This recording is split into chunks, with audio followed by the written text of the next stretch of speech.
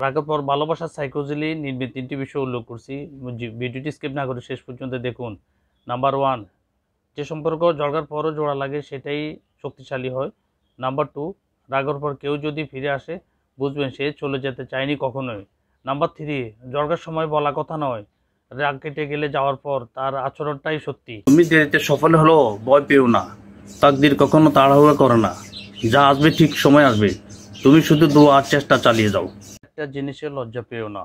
Number 1, ছেঁড়া কাপড় জামার দামি হওয়া সম্মানের মাপকাঠি নয়, পরিষ্কার থাকলেই আসল।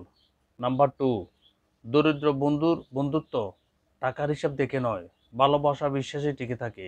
নাম্বার 3, নিজের উপার্জিত খাবার, পরিশ্রমের টাকায় কেনা খাবার কখনো লজ্জার নয়, যত ছোটই হোক।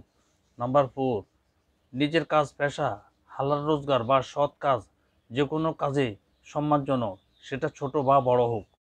বাচ্চাকে একসাথে যে খাবারগুলো দিবেন না, তার মধ্যে আঙ্গুরের সাথে খেজুর, সবজির সাথে ফল, পেয়ারার সাথে কলা, লেবুর সাথে পেঁপে, দুধের সাথে কমলা, আনারস দুধের সাথে, গাজরের সাথে কমলা, তরমুজের সাথে যে কোনো ফল।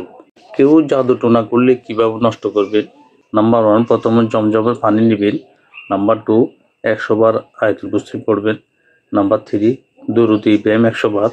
নাম্বার 4, সূরা কাফিরুন 100 বার। নাম্বার 5, সূরা ইখলাস 100 বার। নাম্বার 6, সূরা নাস 100 বার। নাম্বার 7, সূরা ফালাক 100 বার। নাম্বার 8, আবার দুরূদ ইব্রাহিম 100 বার। এবার পানিতে ফু দিয়ে ঘরে ছিটিয়ে দিন এবং খেয়ে নিন। রিজিক বাড়ে কখন? নাম্বার 1, যখন আপনি গোপনে দান করবেন তখন রিজিক বাড়বে। নাম্বার 2, যখন আপনি অন্যের জন্য ভালো চাইবেন আপনার রিজিক বাড়বে। নাম্বার 3, যখন আপনি ফজরের সময় জেগে থাকবেন আপনার রিজিক বাড়বে। নাম্বার 4, বেশি বেশি ইস্তেগফার করলে রিজিক বাড়বে। আল্লাহ কাউকে বলে যান না, সবুর করুন, দেখবেন আপনি ভালো পথে থাকলে রিজিকের দরজা খুলে যাবে ইনশাআল্লাহ। রিজিক বাড়ে কখন? নাম্বার 1, যখন আপনি গোপনে দান করবেন তখন রিজিক বাড়বে। নাম্বার 2, যখন আপনি অন্যের জন্য ভালো চাইবেন আপনার রিজিক বাড়বে। নাম্বার 3, যখন আপনি ফজরের সময় জেগে থাকবেন আপনার রিজিক বাড়বে।